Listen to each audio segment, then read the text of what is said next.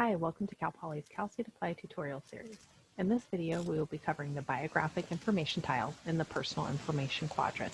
To begin, log into your Cal State Apply application, click on the Personal Information quadrant, and then click on the Biographic Information tile. Your name is the first section. This section pulls in information you entered when you created your account. Confirm that what appears here is correct. Click the My Profile section link to make any type of changes. This should reflect your legal name. Alternate name. If you are sending any documentation or test scores in which your name is listed differently than it appears on your application, select yes in this section and enter the alternate name information. This ensures your documents and test scores are matched to your application. Contact customer service so they can manually match these items to your application. Failure to do so could cause significant delays. Examples of alternate names include birth names, if different from current legal name, maiden names, nicknames. Examples are Bob for Robert or Beth for Elizabeth. Westernized names, alternate punctuation, like if your name appears with or without a hyphen or apostrophe, alternate spacing, or known misspellings.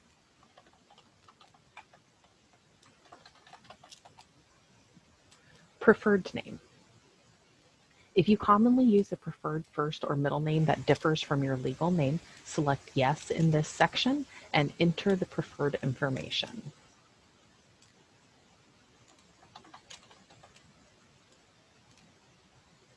Legal sex. Select the appropriate option to your legal sex. Additional questions. Select responses to subsequent questions regarding sexual orientation, gender identity, and gender expression.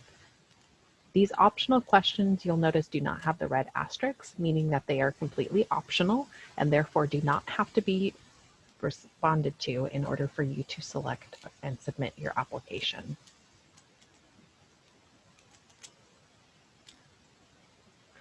Birth information. Enter your date of birth in the month/date/year format. For example, January 7th, 1989 will be listed as 01/07/1989. Make sure you enter your date of birth correctly. Failure to do so could cause significant delays with matching documentation and test scores. Make sure it is the applicant's date of birth.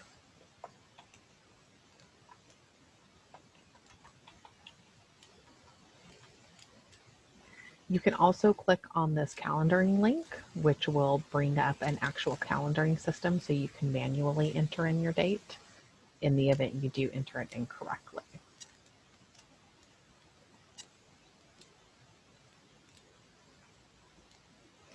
Select the country that you were born in.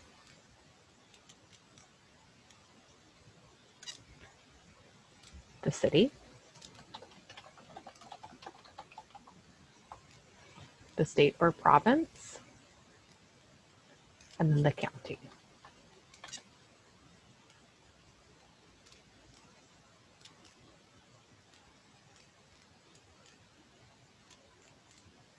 Applicant information is completely optional. These are questions that are up to the discretion of the applicant to answer.